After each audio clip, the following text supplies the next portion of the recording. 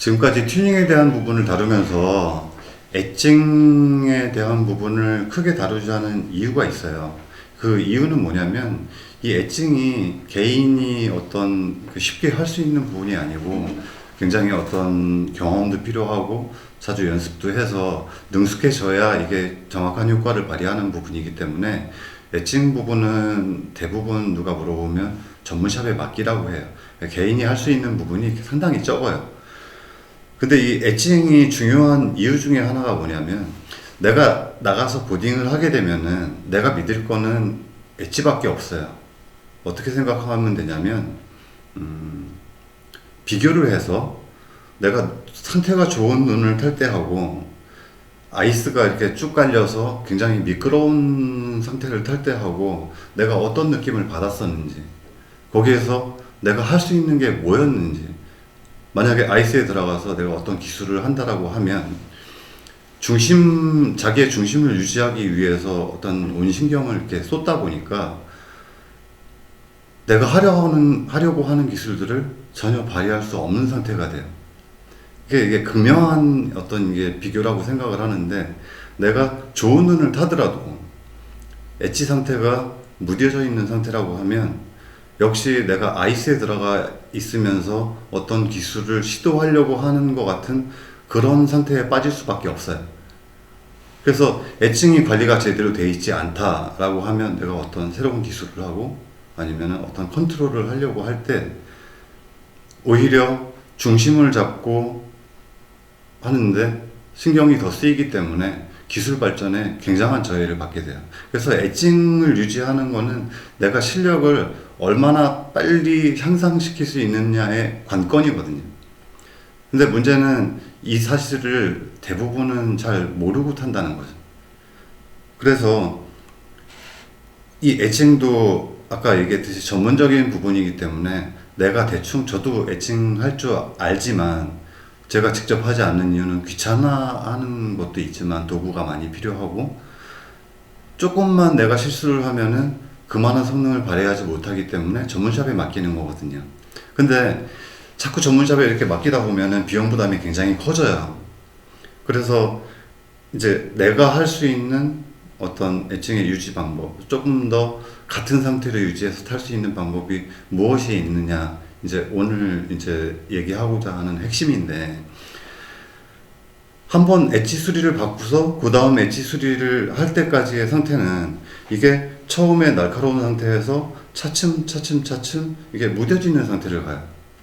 근데 그 무뎌지는 상태를 최대한 적게 하면서 최상의 상태를 유지하면서 다음 이제 엣지 수리 맡길 때까지 내가 어떻게 유지 관리하는 게 가장 비슷한 상태를 유지해서 내가 기술을 발전시키는데 도움을 받을 수 있느냐, 그 부분에 대해서 오늘 방법을 설명할 거예요. 자, 그래서 오늘도 SB 닥터 김영규 사장님이 이제 필요한 도구라든지 아니면은 그러면 하는 방법을 직접 시연해 주셔서 그래서 가장 효과적으로 엣지 관리할 수 있는 방법에 대해서 배워보도록 할 거예요. 네, 지금부터 제가 필요한 도구에 대해서 소개를 해드리고 나중에 시연을 해드리도록 하겠습니다. 엣지를 계속 슬로프에서 타다 보면 우리나라 같은 경우는 이제 눈이 좋지 못한 상태들이 많아서 그래서 강설들이 많아요. 강설에서 타다 보면 엣지가 옆 사이드 부분으로 많이 넘어가기도 하고 그래서 엣지가 금방 무뎌지기도 합니다. 그래서 그런 것들을 어느 정도 좀 날카로운 상태로 계속 유지를 해주기 위해서 필요한 도구들인데 지금 보시면 다이아몬드 파일이라고 하는데 뭐 너무 거창한 것 같지만 다이아몬드가 가루가 이제 붙어 있는 그냥 파일이라고 보시면 됩니다. 간단하게 이제 소개를 해드리면 필요한 부분이 뭐냐면 다이아몬드 파일과 각도기 그리고 집게 이렇게 가지고 계시면 되겠습니다. 네, 이렇게 파일들이 많은 종류가 이제 다양하게 되는데 이런 것들은 뭐냐면 엣지의 거칠기 상태에 따라 다르게 활용해 주시면 되는 겁니다.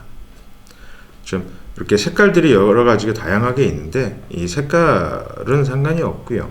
이 거칠기가 다르기 때문에 구분을 하고자 이제 색깔로 표시를 해 놓은 겁니다. 자, 아까도 말씀드렸지만 엣지 상태가 많이 거칠고 안 좋을 경우에는 거친 스톤으로 먼저 엣지 상태를 엣지를 제거를 해주고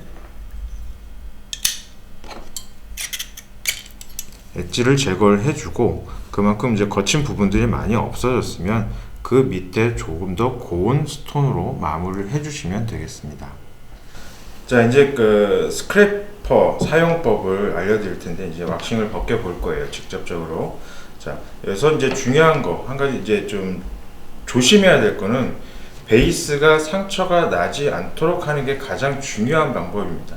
왁스의 침투라고 하는 게 아주 미세하게 침투가 되어 있는 것이기 때문에 스크래퍼를 조금만 잘못 사용하게 되면 왁스 입혀놓은 그 부분을 완전히 제거를 하게 돼요. 그래서 왁스를 입히지 않은 것과 거의 비슷한 상태가 될 수도 있기 때문에 그만큼 많이 조심을 해 주셔야 됩니다. 자, 보드를 벗겨 볼 건데요. 스크래퍼 사용법은 여러 가지 방법을 쓰셔도 되지만 지금 제가 이제 해본 결과 가장 좋은 방법이라고 생각돼서 알려드리겠습니다. 자, 양쪽을 잡아주시고요. 가운데가 휘지 않도록 엄지손가락으로 받쳐주시고 약 45도 정도의 경사도로 밀어주시면 되겠습니다.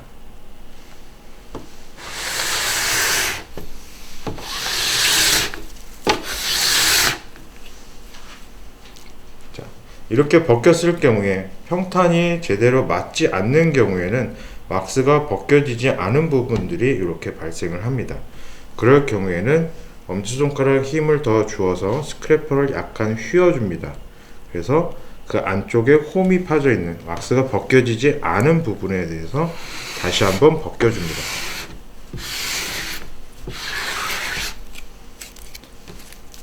이렇게 하지 않으면 계속 벗겨져 왔던 그 데크 베이스 부분이 계속해서 스크래퍼에 스크래치를 나기 때문에 왁스 부분이 많이 벗겨질 수가 있어서 항상 천천히 한 번에 많은 양을 벗겨내는 게 아니고 조금씩 힘을 주지 않고 서서히 앞으로 나아가 주시면 됩니다.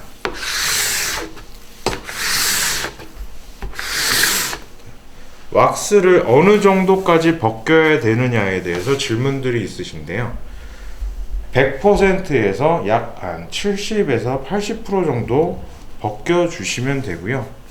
그 이상 벗겨내려고 하다 보면 당연히 베이스에 스크래치를 낼 수가 있기 때문에 그 이상은 벗겨내주시지 않는 게 좋을 것 같습니다. 제가 가장 많이 쓰는 방법이 한 가지 있는데 그걸 알려드리도록 할게요. 지금 이렇게 하얀색 카드가 보이죠? 이런 하얀색 카드는 뭐냐면 일반적으로 저희가 이제 쓰는 이제 학생증이라든지 신용카드라든지 이런 것들을 만들기 전의 상태입니다. 이런 부드러운 카드로 이용해서 베이스를 왁스를 벗겨내 줄 경우에는 스크래치가 거의 나지 않기 때문에 이런 부드러운 카드를 활용하시는 것도 좋습니다. 어떤 스크래퍼를 쓰느냐가 중요한 게 아니고 어떤 스크래퍼로 왁스를 얼마나 더 잘 벗기느냐가 상당히 중요한 거기 때문에 시중에 파는 게 아니더라도 잘만 벗겨주면 됩니다. 자, 이렇게 사용법을 알려드릴게요. 어떤 방법으로 사용해도 상관없습니다.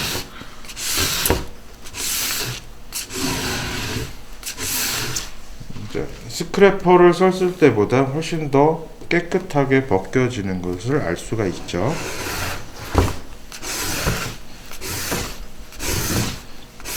상처가 잘 나지 않기 때문에 어느 정도 힘을 줘서 벗겨내 주셔도 무리가 없겠습니다.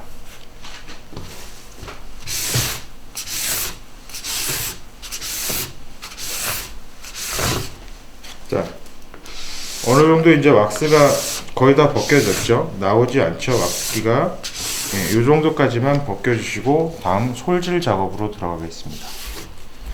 스크래퍼 작업이 이제 완료가 됐고요.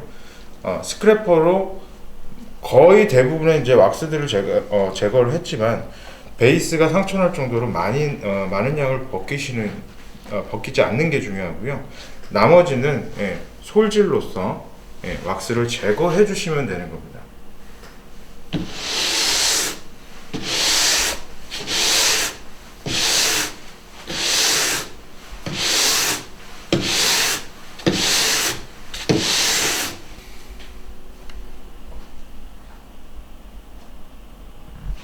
제거 작업을 할 건데요. 지금 필요한 도구가 각도기, 다이아몬드 파일, 집게 이렇게 되겠습니다.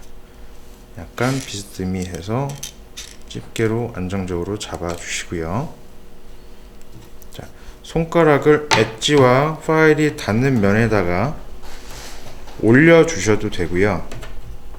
다른 방법으로는 가장 두꺼운 부분에다가 엣지와 파일이 닿는 면에 살짝 덮어 주시고, 손은 파일이 각도기가 움직이지 않도록 전체적으로 눌러서 잡아 주시면 되겠습니다.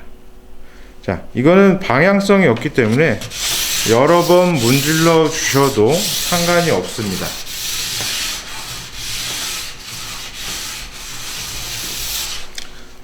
자, 몇 번을 왕복해야 가장 좋은지에 대해서도 질문이 많으신데요. 다이아몬드 파일은 많이 작업을 해주시면 그만큼 모서리 쪽에 좀 마모가 되기도 하기 때문에 약 3, 4회 정도만 반복을 해주셔도 이미 버 제거는 완료가 다 됩니다. 자, 베이스 쪽 엣지에 버 제거하는 방법은요.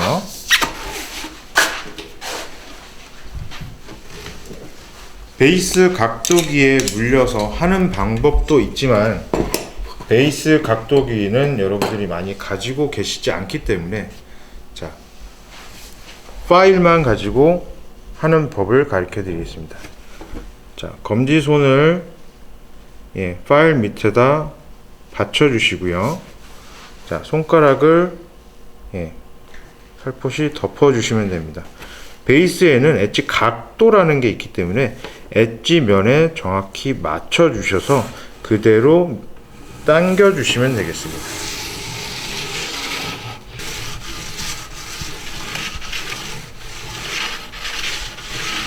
이것도 물론 방향성이 없기 때문에 왕복 운동을 하셔도 괜찮습니다.